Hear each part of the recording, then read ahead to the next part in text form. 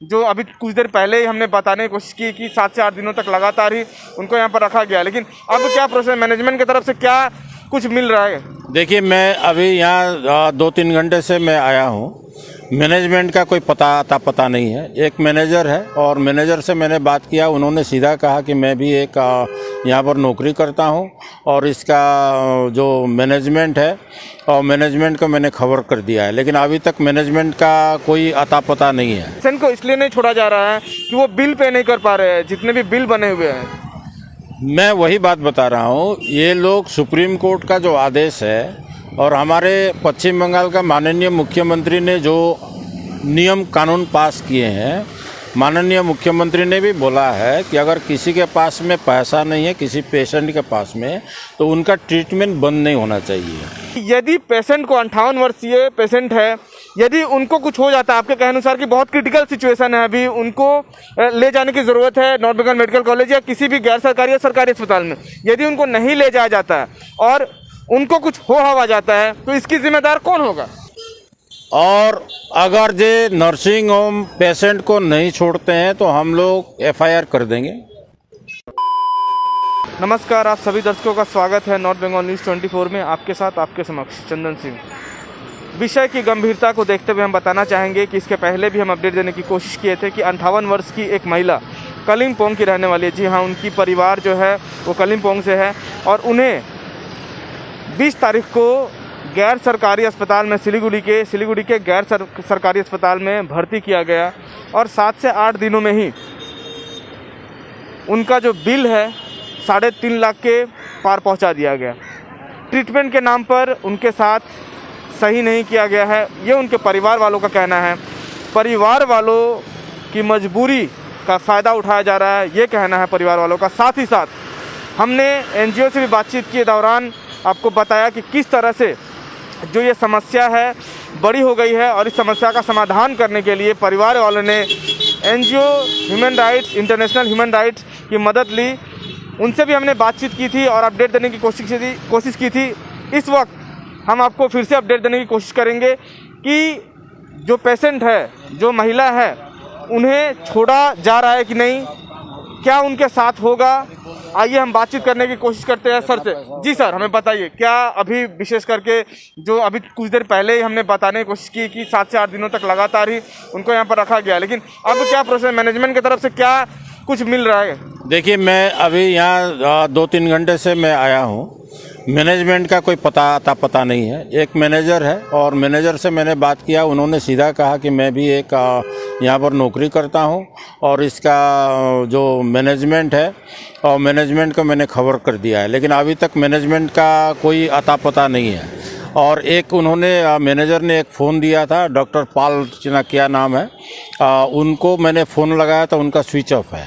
अब यहाँ समस्या क्या है कि पेशेंट क्रिटिकल अवस्था में है, उनको ट्रीटमेंट की ज़रूरत है, उनको रिलीज करना बहुत ज़रूरी है। वो कहाँ पर ले जाएंगे, मेडिकल ले जाएंगे या सिविल में ले जाएंगे या कोई अपना घर ले जाएंगे, यह उनकी समस्या है।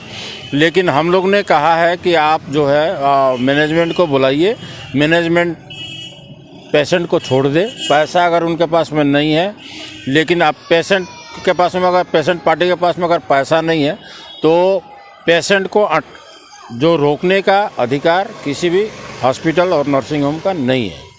तो जो भी है, नर्सिंग होम का बिल थोड़ा बहुत तो देना ही पड़ेगा, जो जायज़ है वो तो देना ही पड़ेगा। मैंने पेशेंट पार्टी का लोगों को बोल दिया है कि अगर ये कम बेसी होता है तो उसी में मिला करके कुछ दे करके अपना पेशेंट को ले जाना है। कहने का तात्पर्य सर ये है कि पेशेंट को इसलिए नहीं छोड़ा जा रहा है कि वो बिल पे नहीं कर पा रहे हैं, जितने भी बिल बने हुए हैं।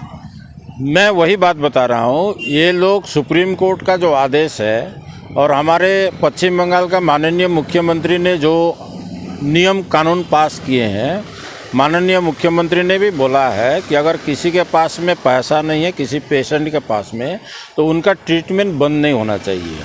अगर पेशेंट पार्टी पेशेंट को ले जाना चाहते हैं, उनके पास में पैसा ज़्यादा नहीं है, बिल को जमा नहीं कर सकते हैं, तो पेशेंट को रोकने का अधिकार नर्सिंग होम का नहीं है।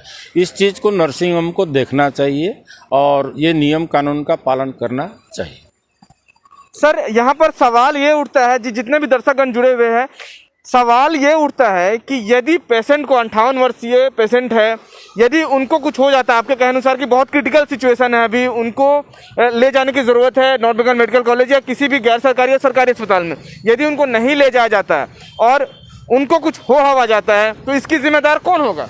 नर्सिंग होम होगा, सीधा सीधी नर्सिंग होम होगा, और जो डॉक्टर है वो भी होंगे, मैनेजमेंट होगा। आप लोगों का अगला स्टेप क्या होने वाला सर? 2-3 घंटा से लगातार यहाँ पर आप सवेरे से ही लगे हुए हैं लेकिन कोई प्रावधान नहीं निकला है।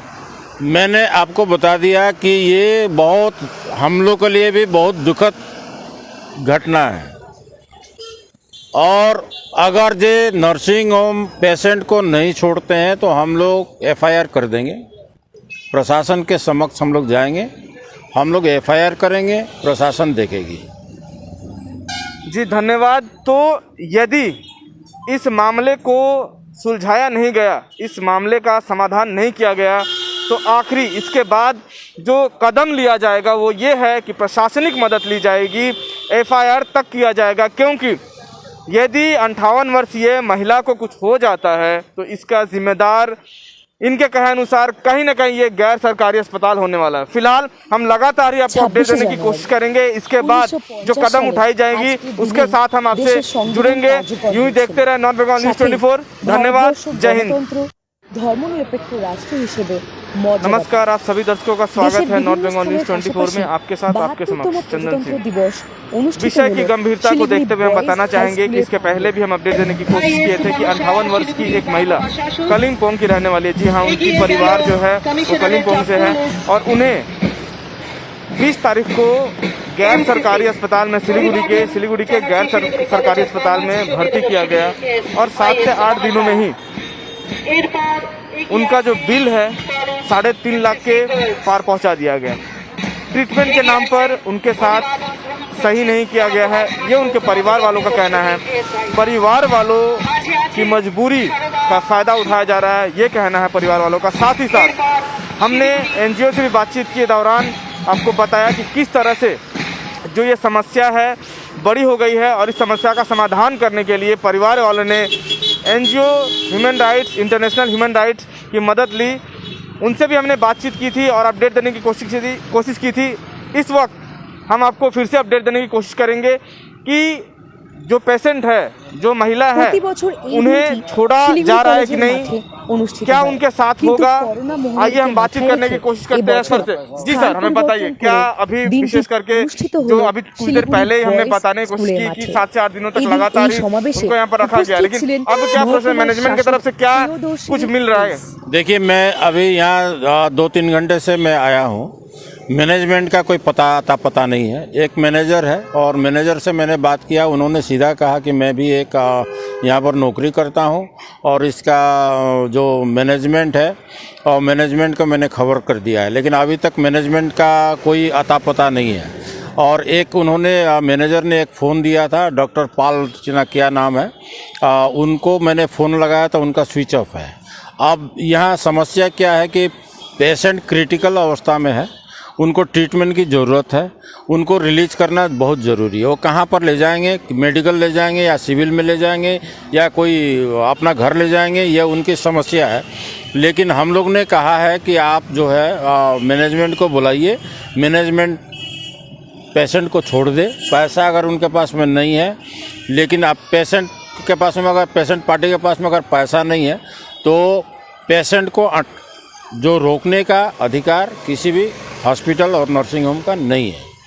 तो जो भी है नर्सिंग होम का बिल थोड़ा बहुत तो देना ही पड़ेगा, जो जायज़ है वो तो देना ही पड़ेगा। मैंने पेशेंट पार्टी का लोगों को बोल दिया है कि अगर ये कम बेसी होता है तो उसी में मिला करके कुछ दे करके अपना पेशेंट को ले जाना। कहने का तात्पर्य सर ये है कि पेशेंट को इसलिए नहीं छोड़ा जा रहा है कि वो बिल पे नहीं कर पा रहे हैं, जितने भी बिल बने हुए हैं। मैं वही बात बता रहा हूँ, ये लोग सुप्रीम कोर्ट का जो आदेश है और हमारे पश्चिम बंगाल का माननीय मुख्यमंत्री ने जो नियम कानून पास किए हैं, माननीय मुख्यमंत्री ने भी बोला है कि अगर किसी के पास में पैसा नहीं है, किसी पेशेंट के पास में, तो उनका ट्रीटमेंट बंद नहीं होना चाहिए। अगर पेशेंट पार्टी पेशेंट को ले जाना चाहते हैं, उनके पास में पैसा ज़्यादा नहीं है, बिल को जमा नहीं कर सकते हैं तो पेशेंट को रोकने का अधिकार नर्सिंग होम का नहीं है। इस चीज़ को नर्सिंग होम को देखना चाहिए और ये नियम कानून का पालन करना चाहिए। सर यहाँ पर सवाल ये उठता है, जितने भी दर्शकगण जुड़े हुए हैं, सवाल ये उठता है कि यदि पेशेंट को 58 वर्षीय पेशेंट है, यदि उनको कुछ हो जाता है, आपके कहने अनुसार कि बहुत क्रिटिकल सिचुएशन है, अभी उनको ले जाने की ज़रूरत है नॉर्थ बंगाल मेडिकल कॉलेज या किसी भी गैर सरकारी या सरकारी अस्पताल में, यदि उनको नहीं ले जाया जाता है और उनको कुछ हो हवा जाता है तो इसकी जिम्मेदार कौन होगा? नर्सिंग होम होगा, सीधा सीधी नर्सिंग होम होगा, और जो डॉक्टर है वो भी होंगे, मैनेजमेंट होगा। आप लोगों का अगला स्टेप क्या होने वाला सर? 2-3 घंटा से लगातार यहाँ पर आप सवेरे से ही लगे हुए हैं, लेकिन कोई प्रावधान नहीं निकला है। मैंने आपको बता दिया कि ये बहुत हम लोग के लिए भी बहुत दुखद घटना है, और अगर ये नर्सिंग होम पेशेंट को नहीं छोड़ते हैं तो हम लोग एफआईआर कर देंगे। प्रशासन के समक्ष हम लोग जाएंगे, हम लोग एफआईआर करेंगे, प्रशासन देखेगी। जी धन्यवाद। तो यदि इस मामले को सुलझाया नहीं गया, इस मामले का समाधान नहीं किया गया, तो आखिरी इसके बाद जो कदम लिया जाएगा वो ये है कि प्रशासनिक मदद ली जाएगी, एफआईआर तक किया जाएगा, क्योंकि यदि 58 वर्षीय महिला को कुछ हो जाता है तो इसका जिम्मेदार इनके कहे अनुसार कहीं ना कहीं ये गैर सरकारी अस्पताल होने वाला है। फिलहाल हम लगातार ही आपको अपडेट देने की कोशिश करेंगे, इसके बाद जो कदम उठाई जाएगी उसके साथ हम आपसे जुड़ेंगे। यूं ही देखते रहे नॉर्थ बंगाल न्यूज़ 24। धन्यवाद, जय हिंद।